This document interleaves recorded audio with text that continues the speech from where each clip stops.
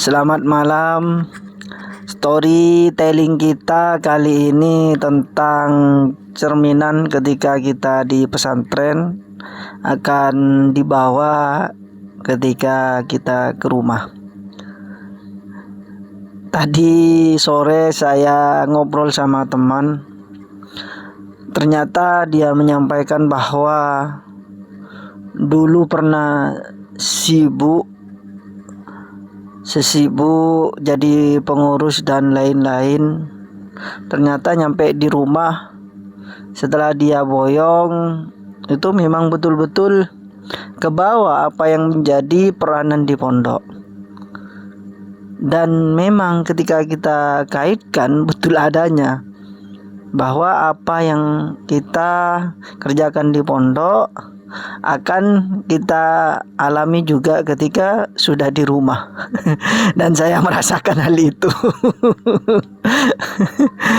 Ini nanti teman-teman yang mengalami nasib sama bolehlah curhat di sini sedikit ya. Ada istilah Madura dulu ketika di pondok itu kita nyuri mangga, maka ketika di rumah kita akan nyuri yang lebih besar. Naudzubillah min dzalik. Ini adalah istilah-istilah guyonan sebenarnya, dan memang itu betul-betul cerminan. Dan ini banyak kita temukan berdasarkan cerita-cerita dari teman-teman juga mengalami hal yang sama seperti apa yang dia kerjakan. Saya punya guru, beliau ini orangnya tidak begitu cerdas dan biasa-biasa saja, tetapi ketika di pondok dulu orangnya sangat tekun. Bahkan dia beda dari teman-teman yang lain, karena yang lain mayoritas adalah orang-orang yang anggaplah tanda kutip nakal, tetapi dia tetap pada pendiriannya. Waktunya sekolah ya sekolah, waktunya ngaji ya ngaji, waktunya jamaah ya jamaah. Akhirnya setelah dia pulang menjadi alumni, ternyata dia memang persis seperti apa yang ada di pesantren dulu.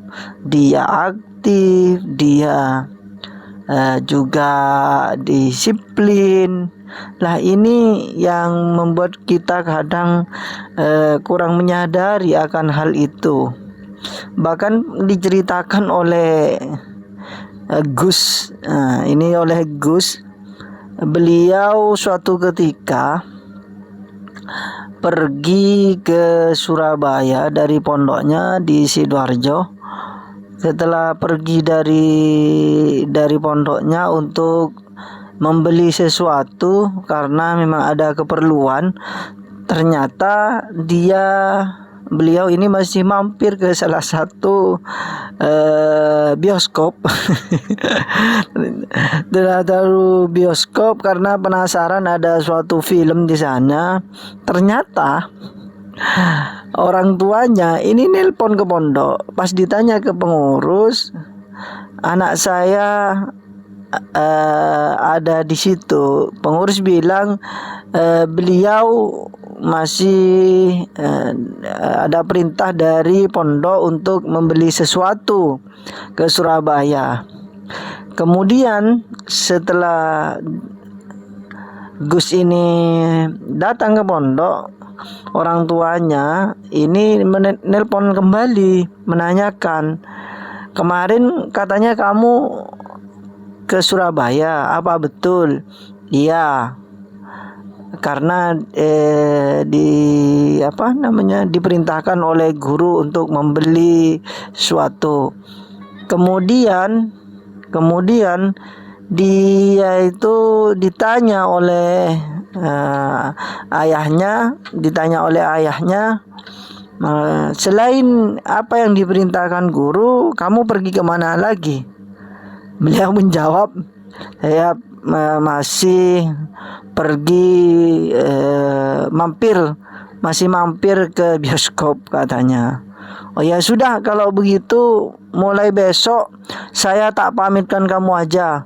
Kalau kamu sudah berani untuk melanggar aturan kiai, apalagi aturan pondok, berarti nanti kamu akan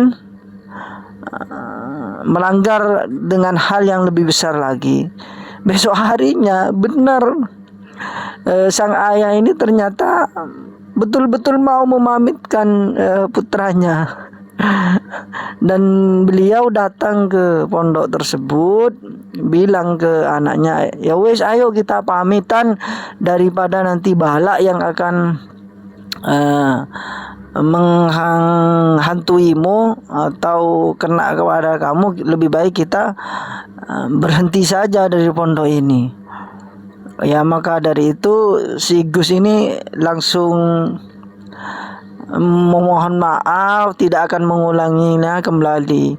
Dan beliau sampai sekarang ini masih terniang-niang dalam pikirannya, ternyata sebegitu ekstrimnya sang ayah menjaga tentang tata tertib yang ada di pondok. Sebegitu taatnya beliau terhadap perintah-perintah dari gurunya, sehingga kita saja yang diperintahkan oleh guru untuk melaksanakan suatu amanah, kemudian anggaplah mencari bonus ternyata tidak diperbolehkan. Ya, ini adalah sebuah cerita yang menurut saya luar biasa, bagaimana didikan dari orang tuanya untuk taat kepada guru dan tidak menyalahi aturan yang telah ditetapkan oleh pesantren. Hikmah dari cerita ini adalah kita sebagai orang tua sudah sepantasnya untuk bisa meniru dan mengingat kisah ini. Dan mungkin kita sebagai santri juga boleh berhati-hati terhadap apa yang ada di tugas kita. Untuk semuanya, ayo kita tetap semangat, tetap pada tujuan awal, yaitu bermanfaat untuk banyak orang. Salam sukses luar biasa.